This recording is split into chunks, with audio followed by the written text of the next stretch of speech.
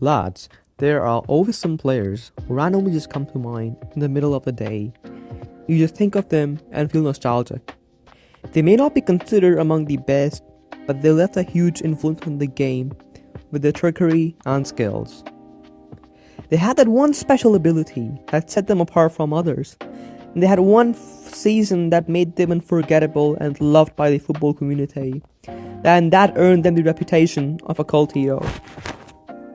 My list starts off with the Spanish international and a Swansea City legend, Michu.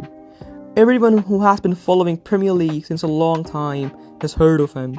Michu joined the Swans in 2012 for 2 million Great British pounds.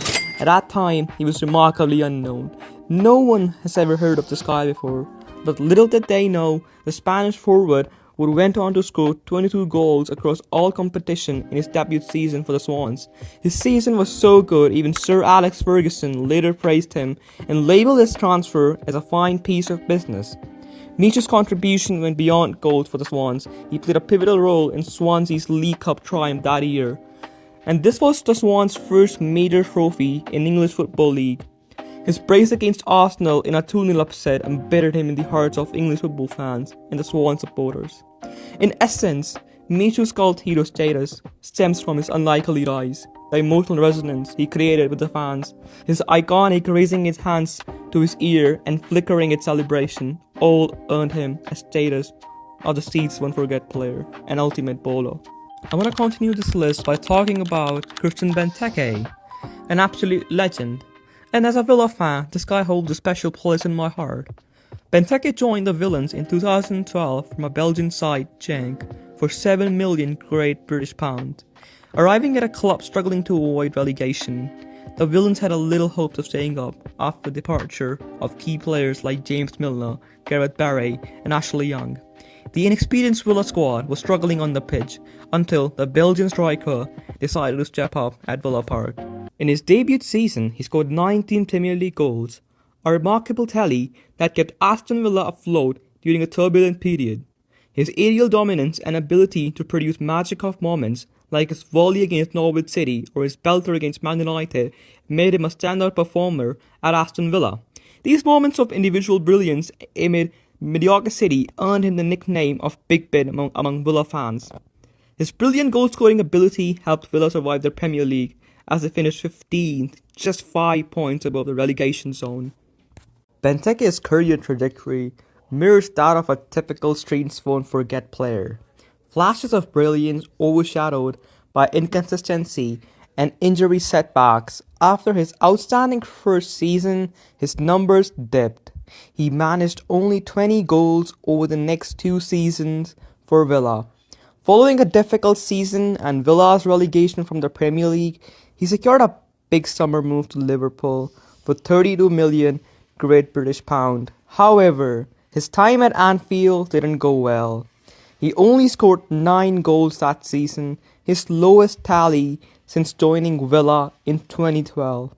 After a forgettable season at Liverpool, the club sold him to Crystal Palace for 27 million Great British pound. And at Crystal Palace, Benteke had a chance to redeem himself and become the player he was at Aston Villa. Under the guidance of Roy Hodgson and with Wilfried Zaha on the wing, Benteke did manage to put up some decent numbers. During his 6-year stint with the Eagles, he scored 37 goals in 177 appearances, a respectable total for a player like Benteke playing for a team like Crystal Palace. Benteke's Aston Villa season is enough to consider him as a cult hero. His cult hero status stems from his ability to produce moments of magic while playing for a team struggling in the league. He may not be remembered as a consistent elite striker, but his knack for delivering individual brilliance for mid-table teams has cemented his place as a cult hero in the heart of football fans. Next on the list is a true footballing uncle. We have seen many football wonder kids, but this guy was something different. An experienced magician with the ball. Yes, I am talking about Dimitri Payet. In the summer of 2015, he joined West Ham from Marseille for 10.7 million euros. And in his first season at the English club, he became a very influential part of a team that finished 7th in the league, which was their highest position in over a decade. That season, Payet scored 9 league goals and provided 12 assists, contributing to a total of 21 goals and assists in total. His style of play was full of flair and trickery, with the ball seemingly controlled more by his mind than his feet. Many people in England labelled him as the French Messi after his stunning goal against Middlesbrough, where he dribbled past half of the team before scoring. During that season, Payet had many moments of individual brilliance, like his Rabona assist against Newcastle, his spectacular goal against Accrington Stanley in the League Cup, and his infamous curling free kick against Crystal Palace, which further solidified his reputation as a streets won't forget player. His skills, class, and ability to turn football into an art earned him the nickname of the King of Uptown Park. But every good thing has come to an end, and similar case with Dimitri Payet. His cult status took a bittersweet turn. After spending 18 months in England's capital, Payet forced a move back to Marseille. He refused to play for West Ham due to contract issues and then citing family reasons. But many fans felt betrayed, especially after his earlier pledges of loyalty. His sudden departure left a void in the heart of West Ham fans. Despite the controversy, his past brilliances, his wand of a left foot, and his artistry on the ball spoke volumes. His short but influential legacy is still cherished at West Ham, and his name remains adored in the hearts of football fans. With this, I would wrap it up, lads, and I'll see you guys in the next video. Until then, take care.